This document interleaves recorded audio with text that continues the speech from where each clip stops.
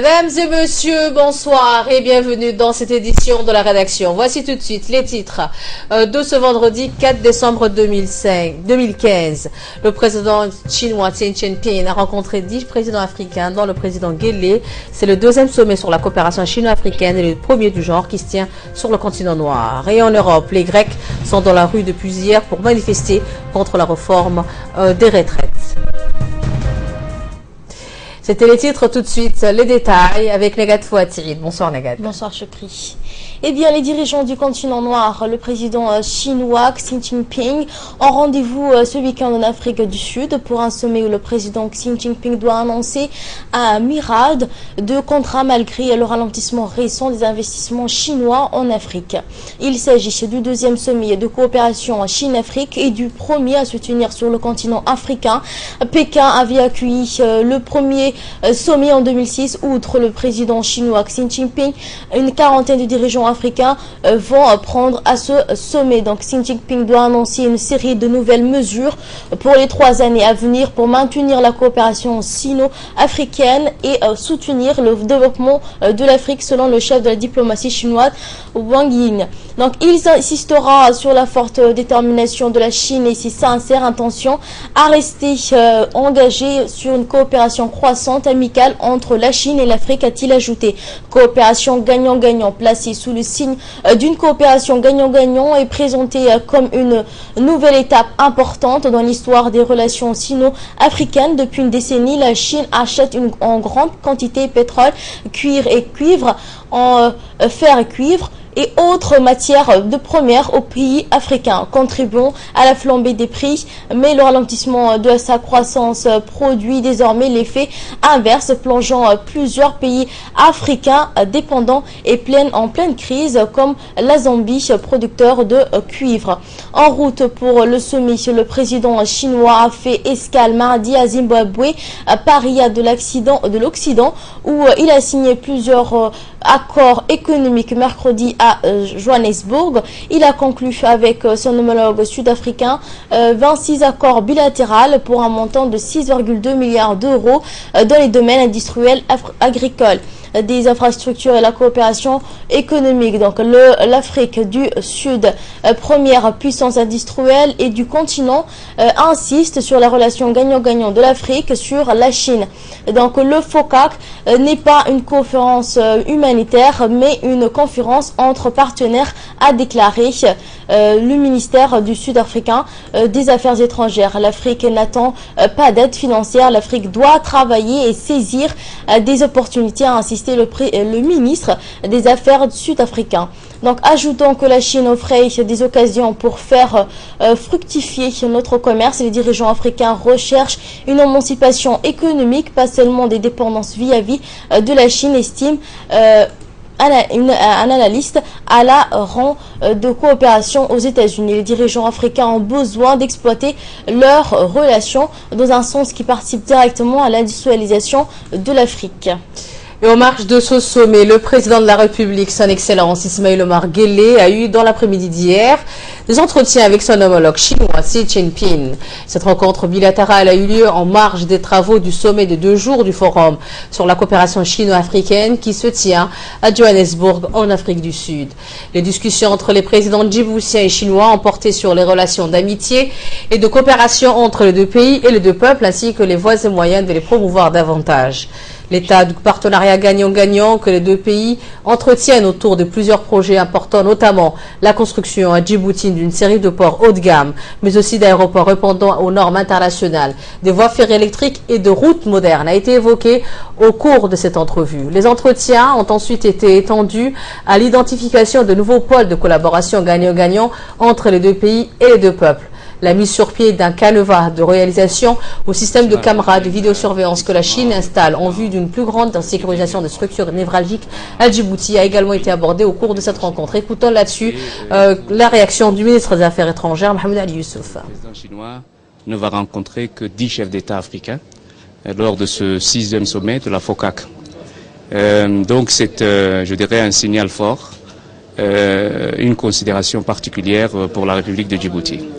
Bien entendu, les discussions ont tourné autour de la coopération bilatérale et surtout en matière de développement économique et social. Vous savez que la Chine finance un certain nombre de gros projets d'infrastructure dans notre pays. Certains sont en cours d'exécution, tels que le Multi-Purpose Port, et tels que la ligne de chemin de fer qui est en train d'être finalisée, et le port du Goubet et encore d'autres projets en cours, notamment le port de Damerjog. Nous avons bien entendu d'autres projets que nous avons amenés, que le gouvernement chinois a accepté de considérer et de financer, notamment les aéroports, celui de Beidle, celui de la Xi'an, l'autoroute, 2 autoroutes, Obok Doumera, Djibouti Hol Galilée. Et donc la grande zone franche aussi que des sociétés chinoises sont prêtes à financer. Je crois que l'ambiance et l'atmosphère des discussions ont été très positives et les deux parties ont senti qu'il y avait vraiment des relations d'amitié d'abord, de coopération et surtout des relations gagnant-gagnant, où la République de Djibouti, si petite soit-elle, offre également donc à la Chine des choses qui sont appréciées. Nous aurons l'occasion d'en reparler, mais il faut savoir qu'aujourd'hui, les relations entre Djibouti et la Chine ont franchi un palier. On parle aujourd'hui d'alliances stratégiques entre notre pays et la Chine, et nous travaillons à consolider cet aspect également des relations avec la République populaire de Chine. Bien entendu, à côté de cela, il y a tous les programmes de développement dans des secteurs sociaux qui sont dans le pipeline. Le président chinois a bien voulu les rappeler, notamment la construction de l'hôpital de Tajoura qui sera financé prochainement, la construction de la bibliothèque et du bâtiment des archives, le système de surveillance caméra pour la sécurité de la ville et des sites névralgiques de notre pays. Donc il y a déjà dans le circuit et dans le pipeline un certain nombre de projets d'infrastructures, des projets sociaux, des projets, je dirais, de développement de l'aspect sécuritaire, de la consolidation de la dimension sécuritaire, et donc vraiment une panoplie et une gamme de secteurs qui seront donc touchés par ces différents programmes de développement et ces différents projets. Donc voilà une rencontre, la première d'ailleurs du genre entre le président Xi Jinping et le président Guelleh, qui aura certainement des suites, puisque le président chinois a exprimé la volonté de vouloir continuer ses rencontres bilatérales avec le président Guelleh. Donc c'est de bon augure. Le président de la République, son Excellence Ismaël Omar Guelleh, participe aux côtés de son homologue chinois Xi Jinping et une cinquantaine d'autres chefs d'État et de gouvernement du continent noir au sommet du Forum sur la coopération entre la Chine et l'Afrique qui a ouvert ses travaux ce vendredi matin dans la ville du sud-africain de Johannesburg. Ce sommet Chine-Afrique est dédié à l'amorce d'un rythme encore plus soutenu sur les échanges entre les deux parties. Fardous Hussein nous en dit plus. Pour un sommet où le président Xi Jinping doit annoncer une myriade de contrats malgré le ralentissement récent des investissements chinois en Afrique. Il s'agit du deuxième sommet de coopération Chine-Afrique et du premier à se tenir sur le continent africain. Pékin avait accueilli le premier FOCAC en 2006, outre le président chinois Xi Jinping et une quarantaine de dirigeants africains vont prendre part à ce sommet. Placé sous les signes d'une coopération gagnant-gagnant et présenté comme une nouvelle étape importante dans l'histoire des relations sino-africaines. Depuis une décennie, la Chine achète en grande quantité de pétrole, fer, cuivre et autres matières premières aux pays africains, contribuant à la flambée des prix. Mais le ralentissement de sa croissance produit désormais l'effet inverse. En route pour le sommet, le président chinois a fait escale mardi au Zimbabwe, paria de l'Occident, où il a signé plusieurs accords économiques. Mercredi à Johannesburg, où il a conclu avec son homologue sud-africain 26 accords bilatéraux pour un montant de 6,2 milliards d'euros dans les domaines industriels, agricoles, des infrastructures et de la coopération économique. Et toujours en nouvelles du pays, le président de la République, son Excellence Ismaël Omar Guelleh, a répondu hier aux milliers de manifestants qui se sont mobilisés depuis un mois afin de lui exprimer toute leur fierté à le voir tenir les rênes du pouvoir et l'inciter à se représenter pour l'échéance électorale de 2016. Le président Guelleh sortant a indiqué sans embâche qu'il se plie à la volonté du peuple, d'autant plus que le pays traverse une période charnière cruciale pour son essor économique et son développement. En dépit des dénégations d'opposants aigris sous l'influence extérieure, j'accepte pour servir de nouveau mon pays et mon peuple. J'accepte donc pour l'intérêt suprême de la nation, a affirmé le président Guelleh. Le président sortant a également indiqué qu'il n'a épargné aucun effort pour œuvrer en faveur du développement du pays, du progrès social, de la paix et de la stabilité, et ce depuis le premier jour où il a été investi. Pour autant, la mobilisation et la vigilance doivent demeurer de mise jusqu'à la tenue de ce scrutin. C'est ce qu'a précisé le président Guelleh. Il reviendra ensuite au peuple souverain d'en décider en toute liberté et avec l'aide du Tout-Puissant, ces objectifs seront atteints. C'est dans ce contexte que nous avons recueilli cet après-midi donc la réaction de la population djiboutienne sur la déclaration du président Guelleh hier. Écoutons ainsi leurs propos.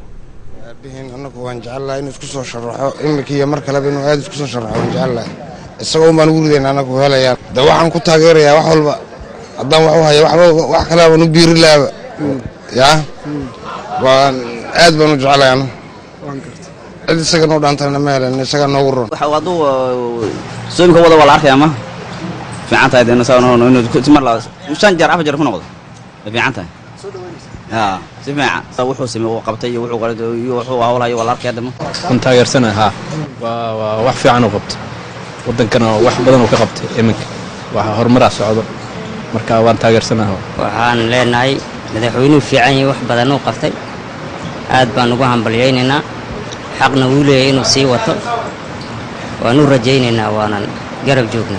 waxaan u arkaa anigu dareenkayga madaxweynaha Jamhuuriyadda Djibouti iyo Jamhuuriyadda Djibouti horta dhamaantood aan walaadaan aniga fikir ahaantayda waxaan ka hadlayaa madaxweynuhu waxaan leeyahay uu ku saxsan yahay arintaasi maadaama uu wadankiisa wax badan uu soo qabtay waxaan leeyahay uu ku saxsan yahay. bismillaahir rahmaanir rahiim qad maasantiin horto wallahi aad baan ugu faraxsanahay madaxweynuhu wallahi waa madaxweyne geesiya oo dadaalaya oo dalka horumarkiisa wax walba u fikiraya marka wallahi markaas anagu aan garab taaganahay wiiban leenahay katre monda uu sanke monda madaxweynaha aad baan ugu faraxsanahay waan balyeena waan taageerana waqti walbana madaxtinimada isku soo raxay madaxweynuhu waan taageersanahay hadan dhalinyaranahay waxaan aaminsanahay in mashaariic tiro badan madaxweynuhu inuu ka hirgelinayo dalka isagana uu qalmay inuu mar afraad ku noqdo waana taageersanahay ka dhalinyaranahan madaxweynaha musharaxtinimadiisa kulleeydi madaxweynuhu wax badan baa u yaala nin hawlo taalanna waa nin dib u taalo taageeradana waan loo istaaganahay hada goor annagoo ciyaalka Djibouti taasoo leenahay madaxweynahay hawshana dawaa hawl wada hayno waana ku taageersanahay waana ku hambalyeynaa ilaahay inuu kula qabto ilaahay inuu ku dhib yareeyo sidii wanaagsan kaaga dhigo ilaahay kama caajistid waxba kama noqotid wax kasta inuu ku riyaalaan inuu hawlo badan soo qabtay jiraan waana diloogiya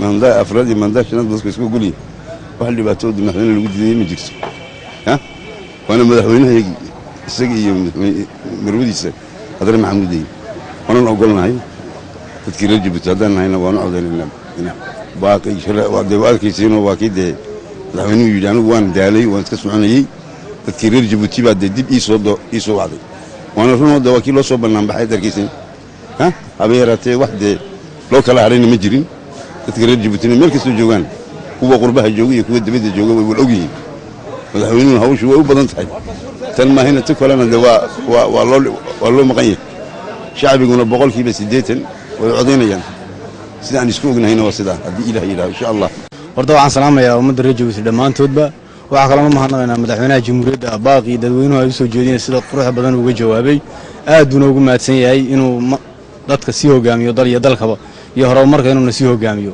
wanaga nabad ku fadhina nabad iyo caano xaafadiina kaga soo baxnay nabad iyo caano ku weynayna nabad iyo caano ku shaqaysanayna alxamdulillah baan leenahay deewanu mahadnaqaynaa si fiican baan ugu mahadnaqaynaa inaguna aad baa mahadsan. On va parler environnement maintenant. La COP21, le sommet sur le climat de Paris, se poursuit toujours après la réunion des dirigeants du monde entier.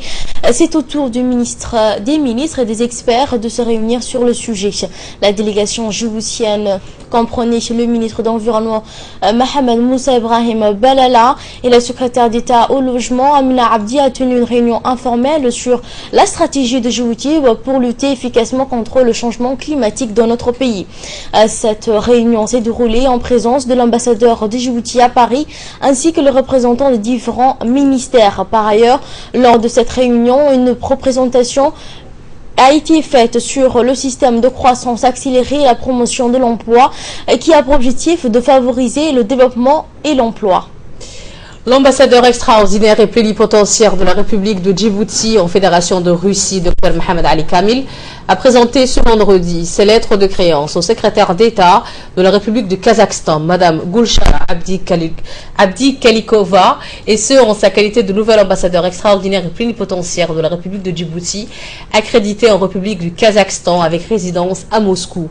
Au cours de cette cérémonie officielle de remise de lettres de créance, le nouvel ambassadeur, par l'intermédiaire du secrétaire d'État, transmis au chef de l'État du Kazakhstan, Nursultan Nazarbayev, les chaleureuses salutations de son homologue djiboutien Ismail Omar Guelleh.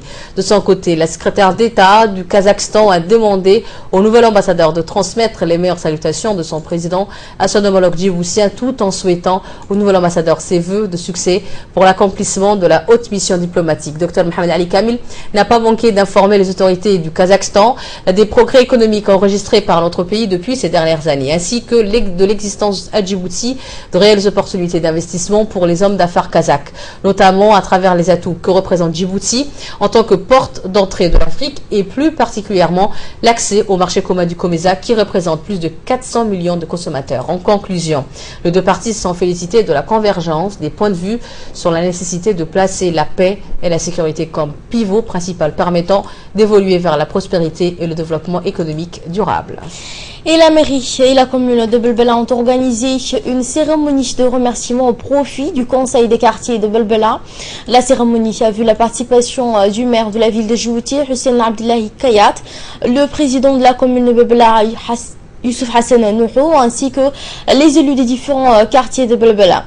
Le conseil du quartier est composé des hommes et des femmes en son sein, réunis dans l'objectif d'inculquer aux habitants du secteur les démarches civiques et responsables qu'un citoyen digne de ce nom pourrait l'avoir. Belbela a un quartier populaire qui concentre en lui seul l'un tiers de la population des 3 communes de la capitale, se voit tripler sa population des 10 sites à venir, et pour cela la commune se doit, avec l'aide de la mairie de Djibouti, de sensibiliser sa population sur des questions, entre autres comment la cohésion sociale, l'esprit de la convivialité, la bonne entente entre les habitants du même secteur. Le conseil du quartier œuvre en ce sens et s'est vu primer de leurs actes par des certificats de reconnaissance pour leurs faits et genre. La nation reconnaît votre travail et votre dévouement pour le bien-être de votre compatriote. C'est ce qu'a déclaré en substance le président de la commune de Belbela, tout en saluant le travail exceptionnel et en son rémunéré qu'effectuent les hommes et les femmes qui composent le conseil de ce quartier en question. Toujours aux nouvelles du pays, un atelier de formation sur l'amélioration de l'intégration des technologies d'information et des communications dans l'enseignement et l'évaluation des mathématiques au lycée s'est tenu cette semaine au CRIPEN. L'inspecteur disciplinaire de mathématiques, les conseils pédagogiques ainsi que les commissions rédactionnelles et dans une moindre mesure des enseignants de mathématiques participent à cet atelier animé par un expert français, Georges Desboulez, inspecteur de mathématiques à l'Académie de Grenoble.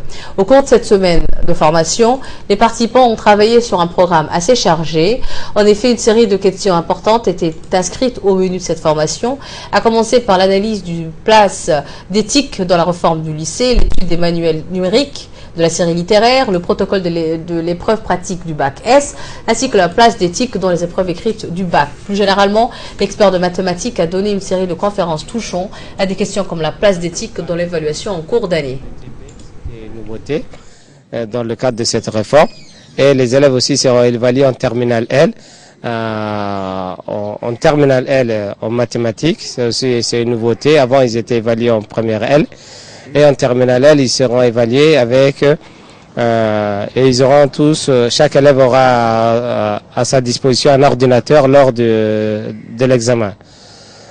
Donc, nous avons fait appel à un inspecteur de l'Académie de Grenoble, il s'appelle Georges Desboulez, et donc on lui a demandé de d'évaluer déjà ce que nous avons déjà réalisé et de pousser un peu plus loin la réflexion sur l'utilisation des TIS en classe et en évaluation.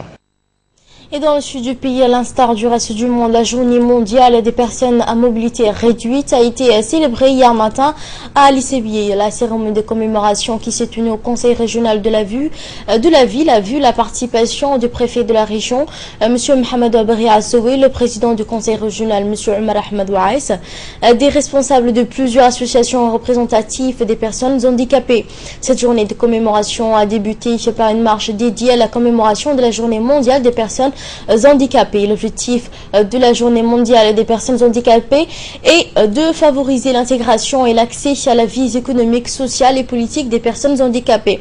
Une journée internationale des personnes handicapées a été proclamée en 92 par les Nations Unies à la date du 3 décembre. Cette journée mondiale est par ailleurs l'occasion idéale de réaffirmer ce principe de base trop souvent oublié les êtres humains naissent libres et égaux en dignité et en droit. La commémoration de la journée internationale des personnes à mobilité réduite est l'occasion d'aborder l'exclusion dont souffrent ces personnes en mettant l'accent sur la promotion et l'accessibilité et la nécessité d'éliminer tous les obstacles auxquels ils doivent faire face dans la société. Après les sketchs, place au discours, les intervenants qui ont mis l'accent sur l'importance de la journée de ces personnes handicapées. Du sud du pays, nous allons au nord où l'association Ubuki a organisé au conseil régional de Bok la cérémonie de lancement officiel du projet de nettoyage des plages de Bok appelé projet Plage Nadif. La cérémonie fut présidée par la présidente de l'association Hasna Ali Mohamed en présence du président du conseil régional de Bok, Ali Ahmed, le deuxième adjoint du préfet Amin Shamsan Salih. La cérémonie a vu la participation également de plusieurs responsables locaux, des chefs coutumiers, des représentants des associations féminines, ainsi que les officiels des organismes internationaux intervenant dans la région de Bok. Dans leur intervention respective, les intervenants ont mis en relief l'importance de ce projet qui porte sur la protection du littoral en état de dégradation totale et sa sauvegarde à travers de diverses actions d'information et de mobilisation, ainsi que le lancement des activités de formation au profit des comités de gestion du littoral. Rappelons que ces activités entrent dans le cadre du programme de microfinancement du Fonds pour l'environnement. Le programme vise à renforcer la sensibilisation des communautés vulnérables, notamment les femmes et les jeunes, pour la protection de l'environnement et le développement social. Ce projet est financé par le Fonds pour l'environnement mondial avec un budget total de 19 658 $ pour une durée de 6 mois. Les associations comme Ubuki de bénéficier des petits financements leur permettant de mettre en œuvre des projets de développement social. Ensuite, les projets innovateurs dans le sens où la population sera sensibilisée sur l'importance de la sauvegarde du littoral à travers diverses actions de sensibilisation et de mobilisation. La protection de l'environnement, c'est un sujet très important qui doit préoccuper tout le monde. C'est pour cela que nous sommes réunis aujourd'hui à l'initiative de l'association Ubuki pour participer au lancement officiel du projet nettoyage des plages d'Obok, plage Nadif. Je voudrais féliciter à cette occasion l'association Ubuki pour cette noble initiative et l'encourager à persévérer dans la protection de l'environnement. Et de là, nous passons à l'actualité internationale. C'était dans les titres: la réforme des retraites a à nouveau entraîné des manifestations en Grèce. Une grève générale de 24 heures a commencé. Selon la police, deux cortèges différents ont réuni près de 15 000 personnes dans le centre d'Athènes. Hussein Aoulou nous en dit plus. La mobilisation est en baisse par rapport au dernier défilé du 12 novembre qui avait rassemblé 20 000 personnes. Nous disons non aux nouvelles mesures sociales, déclarent ces manifestants, car leur but est de repousser l'âge de la retraite à 67 ans. Nous nous battons pour sauver nos salaires, nous nous battons pour nos enfants. Hôpitaux, écoles, transports publics, le fonctionnement d'une grande partie des services publics a été perturbé. C'est par ailleurs dans la nuit de samedi que la Grèce doit adopter le budget 2016. Après près de 11 mois relativement calmes au niveau des manifestations, voici au moins de 3 semaines la deuxième grève générale à laquelle le gouvernement grec de Syriza doit faire face. Les travailleurs exprimant à nouveau leur mécontentement au sujet de nouvelles mesures d'austérité et de la réforme des retraites sur lesquelles Alexis Tsipras s'est mis d'accord avec les créanciers du pays. Le scandale au sein de la FIFA n'en finit toujours pas. Figurez-vous que des nouveaux responsables de la Fédération internationale de football ont été arrêtés à Zurich en Suisse. Selon le New York Times qui révèle l'affaire, le Paraguayen Juan Angel Naput, président de la Confédération sud-américaine de football et le président de la CONCACAF, le Hondurien Alfredo Awit, figurent parmi les personnes arrêtées. Hussein Aouled encore une fois. Les autorités suisses confirment des interpellations dans le cadre de l'enquête pour corruption présumée, mais aucun nom n'a été officiellement communiqué. Cette nouvelle vague d'arrestation intervient alors que la FIFA est réunie en comité exécutif depuis mercredi. Les comités exécutifs en cours est censé se pencher sur les réformes envisagées par la FIFA pour retrouver de la crédibilité. Ces nouvelles arrestations interviennent en outre au lendemain du 5e anniversaire de l'attribution du Mondial 2022 au Qatar. Cette attribution est au centre des enquêtes et cristallise les soupçons de corruption. Au total, 14 personnes sont pour l'instant mises en cause dans l'acte d'accusation de la justice américaine qui évoque quelques 132 millions d'euros de pots de vin et des rétrocommissions depuis les années 90. Voilà, c'est sur ces images que se referme cette édition. Merci à vous de nous avoir suivis. Excellent ce programme sur notre chaîne et passez une très bonne soirée.